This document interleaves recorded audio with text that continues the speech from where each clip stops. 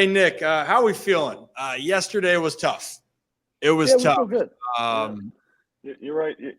We feel pretty good. I know yesterday outcome wasn't as well as we had hoped. Obviously, we were trying to win the game, you and were? we had. I You mean, we were wanted to win yesterday, we were Nick? trying. Oh, no We way. tried.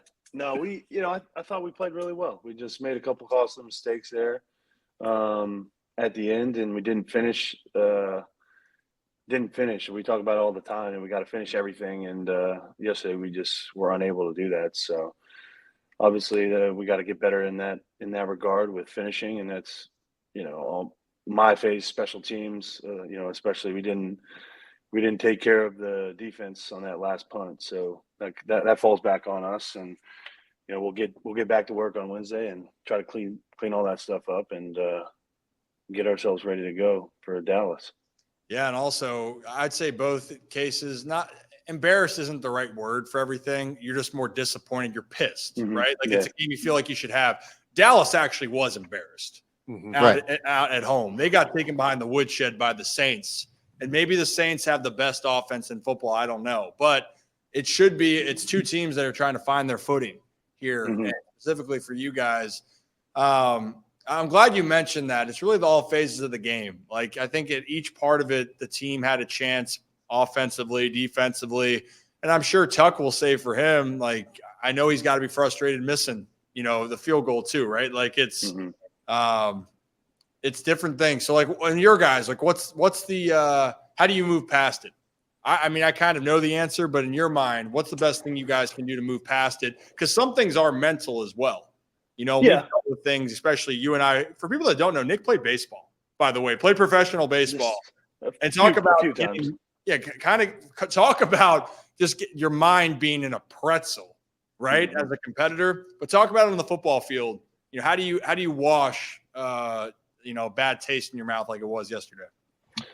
I mean, I think the only thing you can do is get back to work.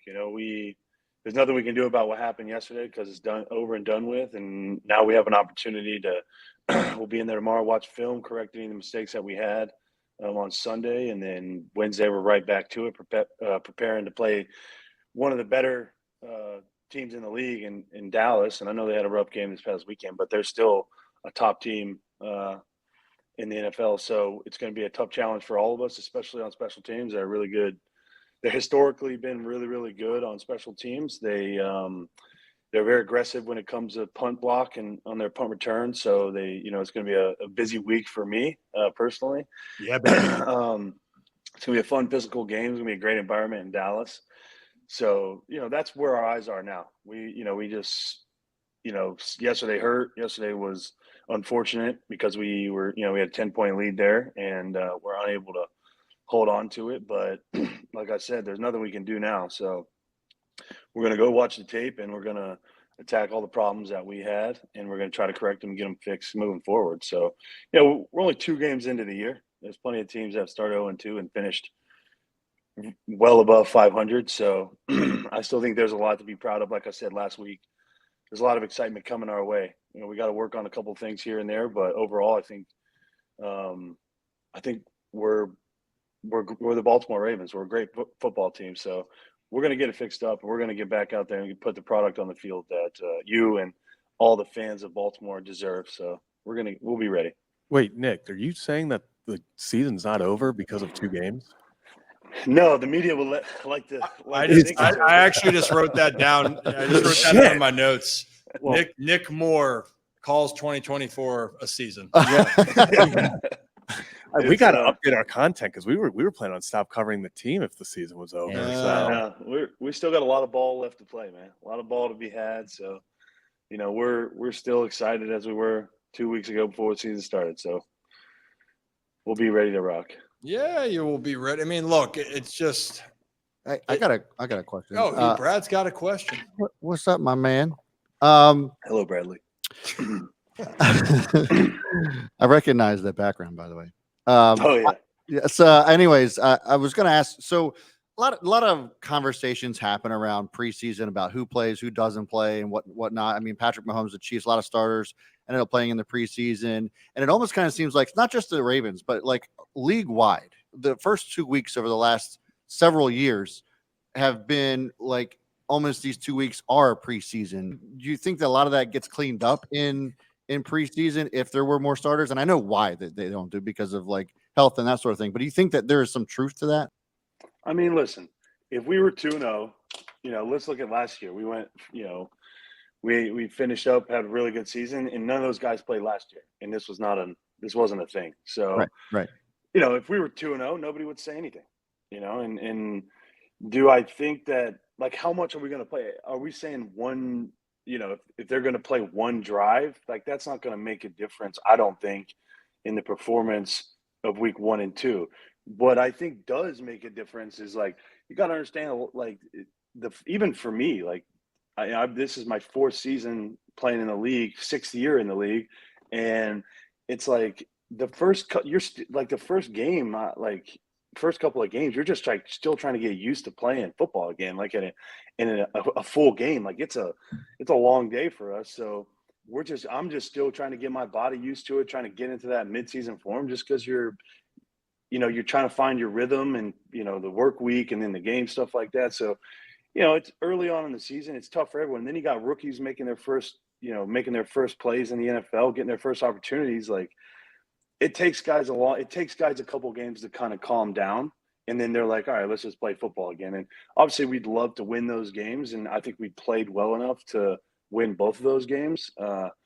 Just weren't able to finish those games, and that's what I think you definitely miss from not playing in the preseason. But, like, no one's playing in the end of the game. Like, it's not, the starters aren't going to play the whole game, so Right. It's not fair. Like, oh yeah, we would be 2-0 if those guys had taken reps in the preseason. I don't believe that, because what we do in practice and the joint practice we have with Green Bay, like, that is, to me, those are harder than the preseason games. The preseason games are very vanilla in the sense that, like, the playbook's very small, especially from like a special team standpoint. Like, we had that one incident I had in Atlanta, wasn't even a punt rush. So, like, we had 0 punt rushes in 3 games in the preseason. Mm-hmm. So everyone's they're trying to see if, this rookie or this second-year guy can show up on the tape on special teams. They can block a guy one-on-one downfield. They can understand the return. They can protect the punt. They can, everyone was kind of learning that new kickoff this year. So it's more about just everyone's just kind of get comfortable with themselves. It's not the same as the NFL game, but there's not even overtime in the preseason. So, right. Like, it's just not the same as the regular season. And, we're just, like I said, I thought we played well enough to win both those games. We made a couple costly mistakes in both of them that, were unfortunate, but we're going to get that stuff cleaned up, and we're going to be ready to rock in week 3. And, by no means is this a measure of who we are as a team, because, we're going to be just fine. You got to understand, we lost 3 starters on the O-line. We're replacing those guys. The 3 guys that are replacing, Pat McCarry's played a lot, but Andrew Voorhees never played. Flele hasn't played significant time either. So we're all just getting comfortable with ourselves. It's a learning curve. It's a learning curve, just like anything else. And, we got to turn it around quick, because obviously we don't want to, continue this trend, because we got, our next 2 games, 2 or 3 games are going to be really tough games, 2 in prime time. So, we have some great games coming up, and we have the second hardest schedule in the league. So, like, we got to find our groove pretty quickly at this point, starting 0-2. So, yeah, that's the point where we're saying, like, learning curve is a part of it. And actually, you brought up that point. Last year, you guys opened up against the Texans, right? Mm-hmm. A rookie quarterback, and the offense actually was not firing on all cylinders for the Ravens last year, but they won the game. Right. Yeah. And they played better than the Texans. First 2 opponents, the first one specifically a Chiefs team that we know who the Chiefs are. Raiders are that scrappy team. It just felt like that was a game that people thought that they would have. And maybe there's something just about Gardner Minshew when he walks into M&T Bank Stadium. And Max Crosby. Maybe it's the stash.